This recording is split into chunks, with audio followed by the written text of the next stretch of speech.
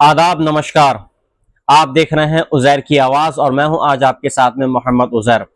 गज़ा, Israel, America और Germany की कुछ मुख्तलिफ खबरें हैं। आज जर्मनी ने क्या कहा इज़राइल के अगेंस्ट, नेतन्याहू के खिलाफ, और गज़ा में आज कितने लोग मारे गए हैं, पूरी तफसील के साथ में मैं आज आपको बताऊंगा, पूरी डिटेल के साथ में, प्रूफ के साथ में कि क्या आज गज़ा के अंदर हुआ है, क्या है मौजूदा हालात अब गज़ा के अंदर।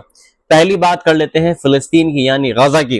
फिलिस्तीनियंस इन गजा सिटी से they will not leave their homes after Israel approved a plan for the military take over of Gaza city.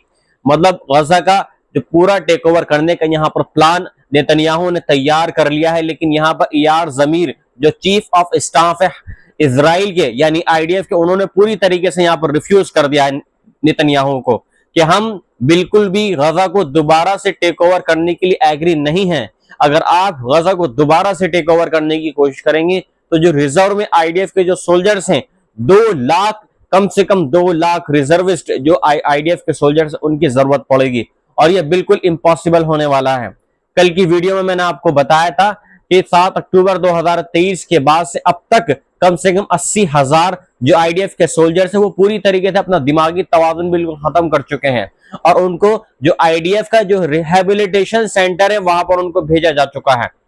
तो यहाँ पर एक ये बहुत बड़ी बात हो गई है कि 80,000 जो आईडीएफ के सोल्जर्स हैं वो बिल्कुल ही मेंटली इल हो गए हैं।